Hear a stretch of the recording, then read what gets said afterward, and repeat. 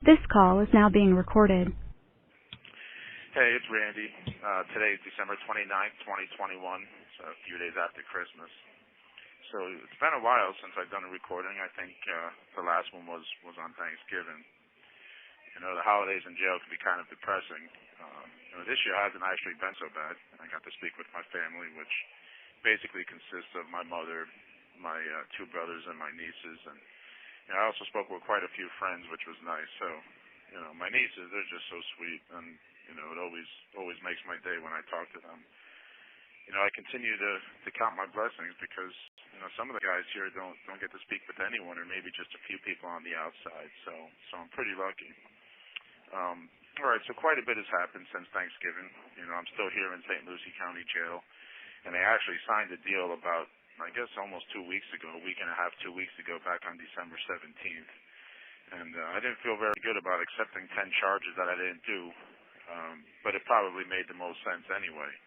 The 10 charges I pled out to were from one single incident committed by someone else, and I feel it violated double jeopardy.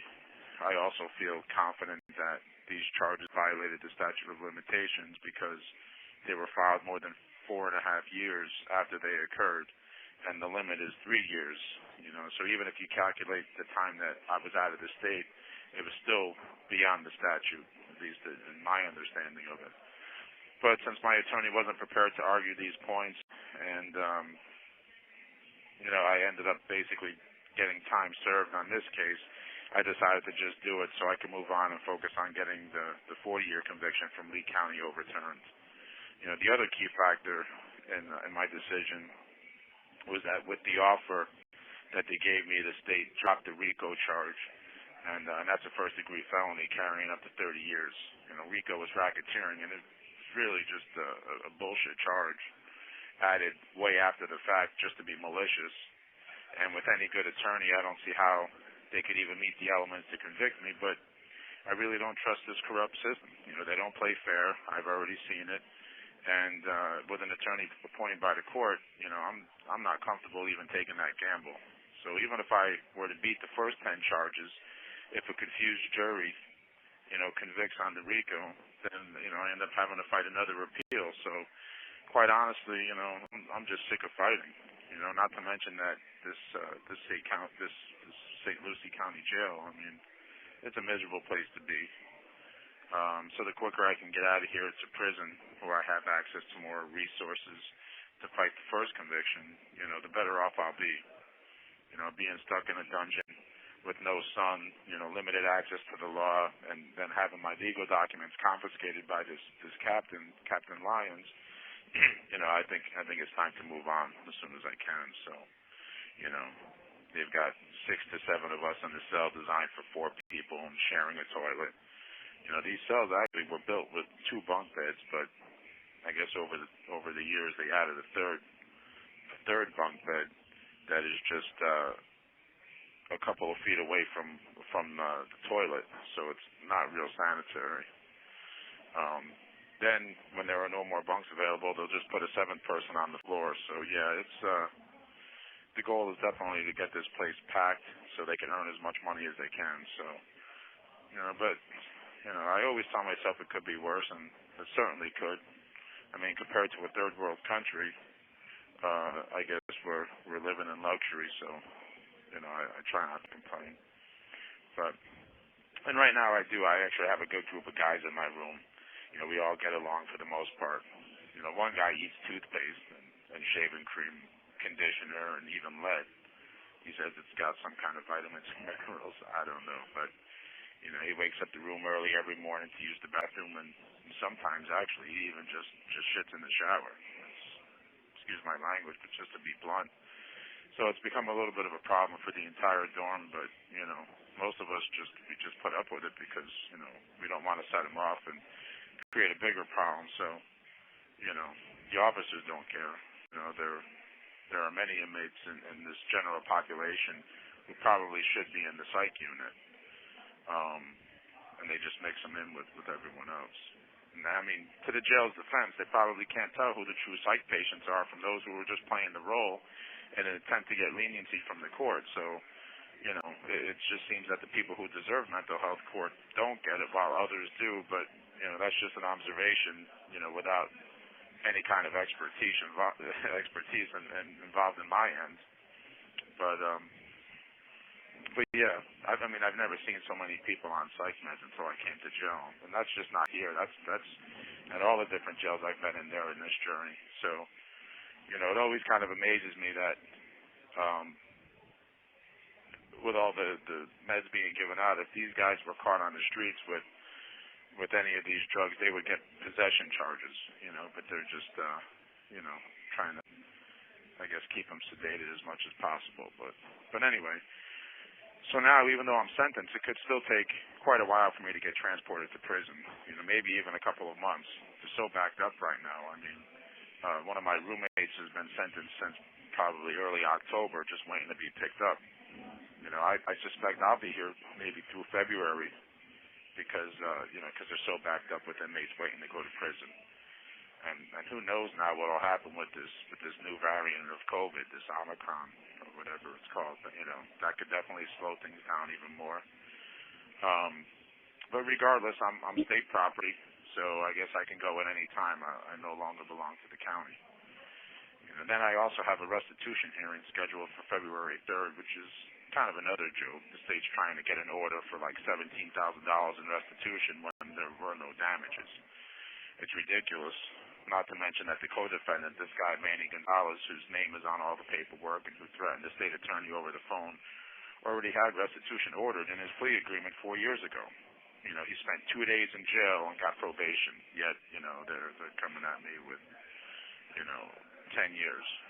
But anyway, so now they're piling money on me, which seems like double dipping because they already got him for the restitution, but. Again, without good representation and a system that's going to give the state whatever they want, what else can I do? They'll make up a bunch of fake invoices and claim damages that don't exist, and what am I supposed to do, right? But in the big picture, my freedom is more important, than financial judgments or bad credit. So, I won't have much of a fight, and I need to just, really do whatever it takes to get out of here.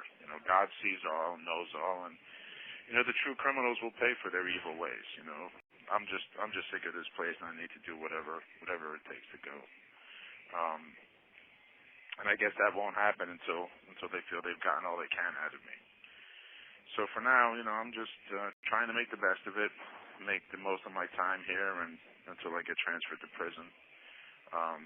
They'll look for any opportunity to add more charges if they can and keep me here. So, I've got to be careful. And that's not just me, that's everyone, because around here, even if you keep to yourself, trouble can find you. I get along with most of the guys in my dorm, but you never know.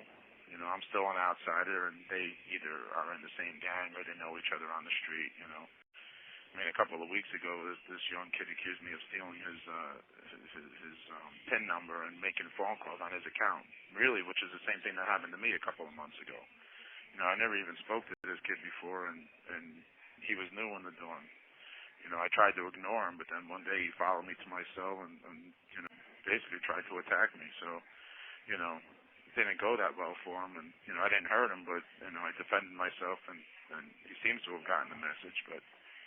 The situation could have been much worse. Unfortunately, I do have a lot of support on my side, but I still need to look over my shoulder. That's just the way it is. So, the sooner I leave, the better. That would be a lot better. But other than that, I just continue to exercise, read, do some yoga, meditate, and really just make the best use of my time. Right now my freedom is on the inside. It's in my mind. So I have to continue to use my thoughts, words, and actions to build my future. I try to practice non-judgment, and that's a battle in itself every day. But we all have our own struggles, and I try to be compassionate to the people around me and put myself in their shoes. The ego is very powerful, and we tend to think our problems are worse than the next person's or judge their actions. So when I get frustrated with my roommates who are maybe being inconsiderate, I need to remind myself that, I don't know what they've been through.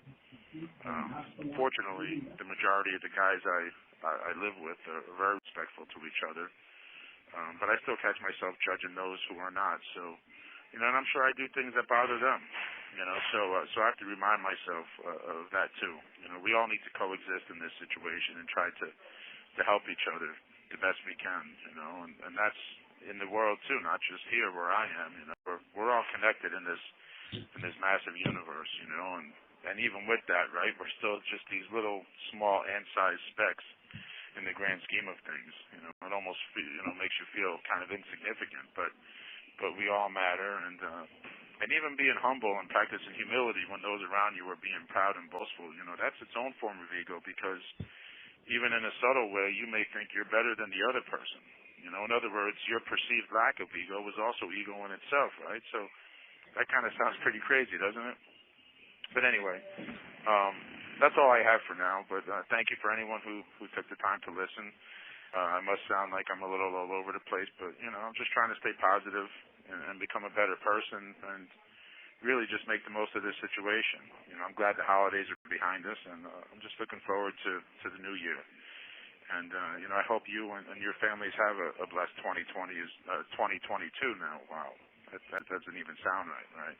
But anyway, hopefully you all have a great 2022 as well. And take care. Bye. Thank you for using GTL.